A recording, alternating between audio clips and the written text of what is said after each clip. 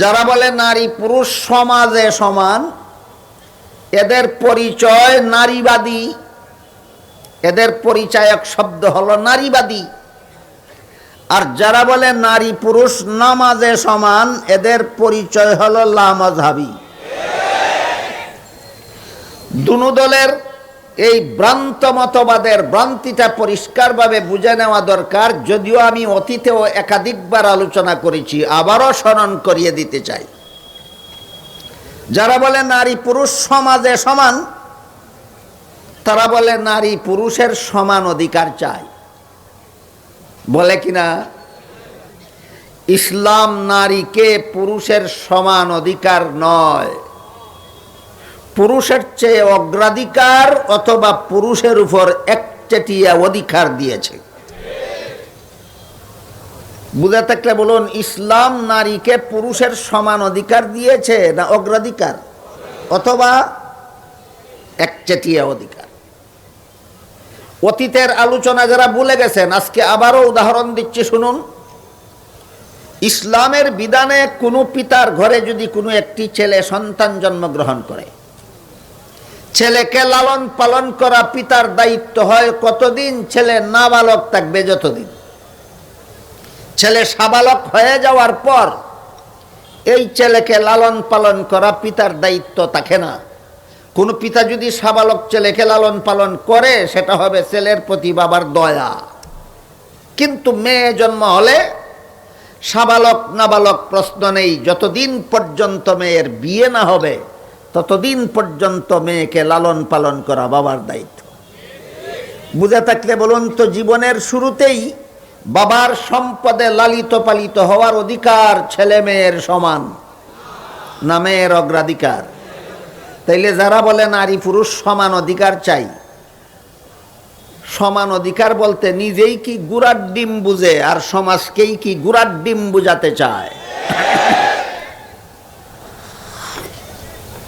গেল সমান অধিকারের উদাহরণ, অগ্রাধিকারের উদাহরণ। এবার দেখুন একচেটিয়া অধিকারের উদাহরণ। একটি ছেলে যুবক হলে যেমন তার বিয়ের দরকার, একটি মেয়ে যুবতী হলেও তার বিয়ের দরকার। তাহলে একটি যুবক ছেলের সাথে একটি যুবতী মেয়ের বিয়ে হলো শুধু ছেলের দরকারে না উভয়ের দরকারে? এমত অবস্থায় বিবেক কি বলে? এই বিবাহ বন্ধনে আবদ্ধ হওয়ার বিনিময়ে যদি কেউ কাউকে কোনো অর্থ টাকা কড়ি দিতে হয়, তাহলে উভয়কে দেওয়া দরকার, যেহেতু উভয়ের দরকারে বিয়া। ইসলাম বলে মেয়ে তার স্বামীকে কোনো বিবাহ বন্ধনে আবদ্ধ হওয়ার বিনিময়ে একটি পয়সাও দেবে না। স্বামীর পক্ষ থেকে স্ত্রীকে একতরফাভাবে মোহরানা দিতে হবে। আল্লাহ কোরআনে পরিষ্কার ভাষায় বলে দিয়েছেন, স্বামীর পক্ষ থেকে স্ত্রীকে মোহরানা দেওয়া এটা আল্লাহর পক্ষ থেকে ফরজ করা হয়েছে।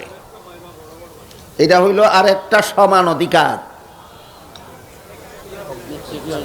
না একচেটিয়া অধিকার? মোহরানা দিয়েই শেষ না সারা জীবনের খোরাকিও? সারা জীবনের খোরাকি দিয়েই শেষ না সারা জীবনের পোশাকও? পোশাক দিয়েই শেষ না সারা জীবন বসবাস করার উপযোগী বাড়িঘরও? কে দিবে কাকে? স্বামী দিবে স্ত্রীকে। এইটার না, এগুলির নাম সমান অধিকার। তাহলে সমান অধিকার স্লোগান যারা দেয়, হয়তো তাদের মাথায় ভূতে ধরেছে, ভূতে ধরেছে মাথায়। এরা মাতাল, এরা নিজেই গুড়ার ডিম বুঝে না সমান অধিকার কাকে বলে।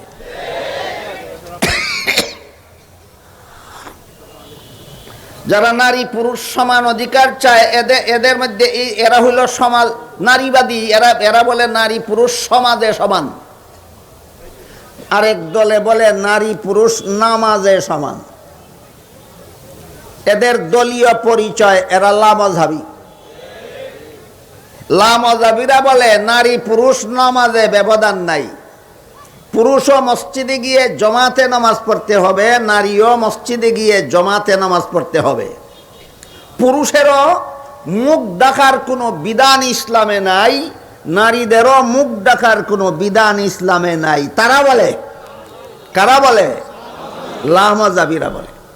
আমি জিজ্ঞাসা করতে চাই, নারীরা পুরুষের সাথে মসজিদের জমাতে শরীক হতে হবে, মুখ খোলা রাখতে হবে, এই রকম ফতুয়াবাজি যারা করে এদের মতলবটা কি?